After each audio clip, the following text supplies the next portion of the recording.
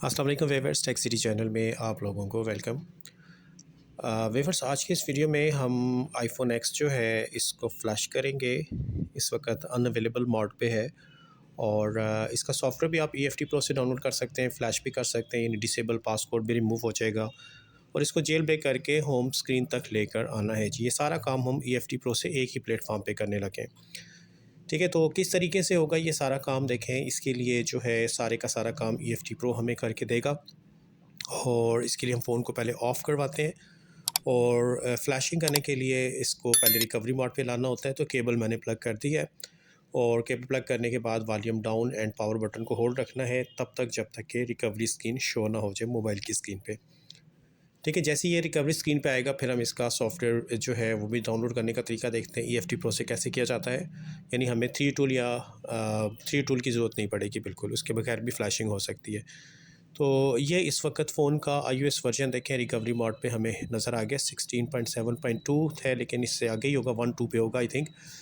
तो EFT pro पे देखें, अगर हम एप्पल टैब पे आते हैं और यहाँ से आकर हम अगर नेक्स्ट फ्लैश पे चले जाएं, ठीक है, एप्पल टैब पे आने के बाद फ्लैश पे आ जाते हैं और यहाँ से रीड इन्फो भी ले सकते हैं रिकवरी मोड पे। ठीक है, फ़ोन की इंफॉर्मेशन ये देखें यहाँ पे 16.7.2 ये शो कर रहा है। ये एग्जैक्ट तो नहीं आता, ठीक है, एस्टिमेटेड ही आता है। इसके बाद देखें फ्लैश एप्पल iOS 18 या 26 दोनों में से किसी पे भी रख लें तो हो जाएगा काम। तो मैं इस वक्त iOS 18 के ऊपर रखता हूँ और स्टार्ट दबाते हैं जी। जब स्टार्ट दबाएंगे तो EFT प्रो आपसे पूछेगा कि आपने इस फ़ोन का सॉफ्टवेयर डाउनलोड करना है या ये देखें डाउनलोड फर्मवेयर या सेलेक्ट फर्मवेयर। अगर आपके पास पहले से है तो सेलेक्ट कर दें, नहीं है तो फर्स्ट ऑप्शन पे रख के ओके करेंगे।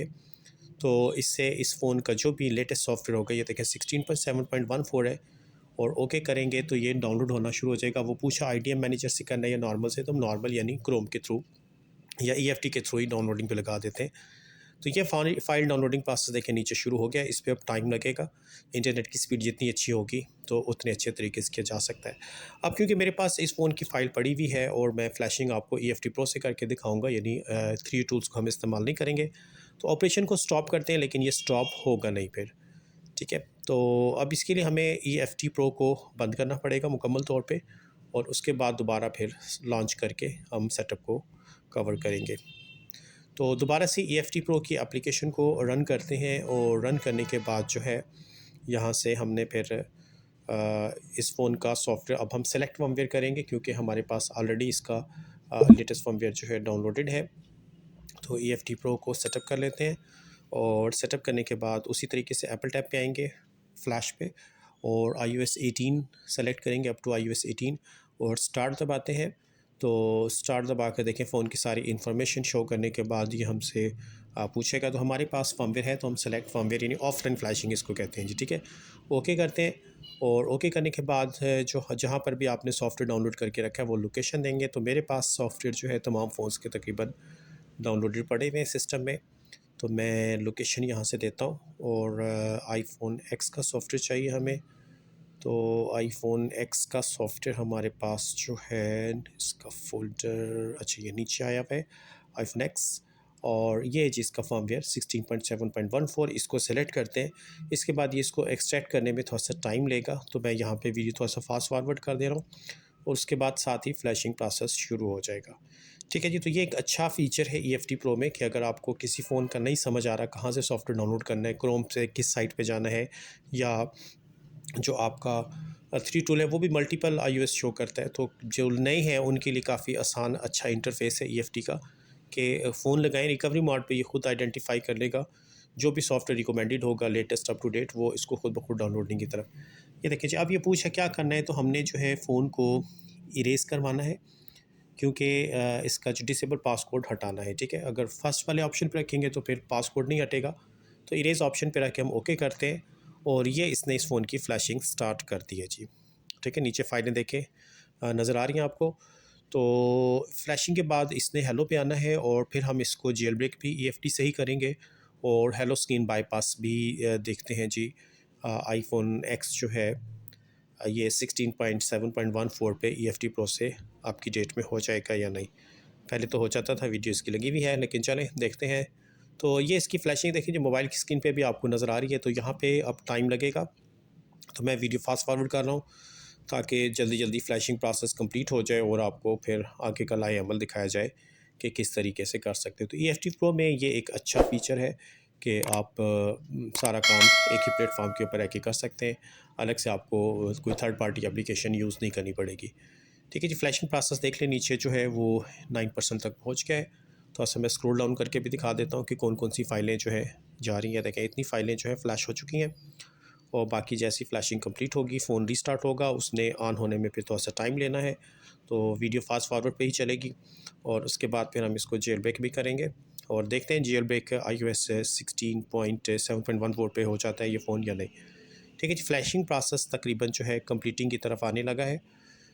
ठीक है, फास्ट फॉरवर्ड वीडियो की वजह से, वरना तो 8 से 10 मिनट 12 मिनट तक लग जाते हैं फ्लैशिंग में सिर्फ।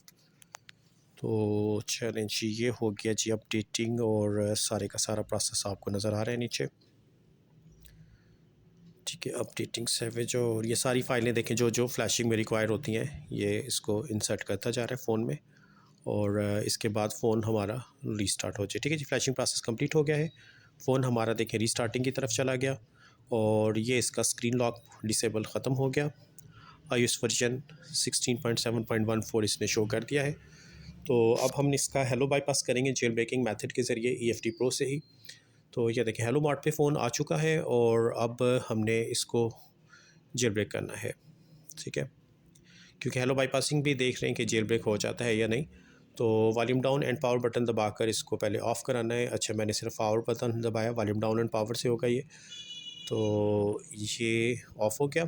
थ्री टूल पे आपने फोकस रखना है।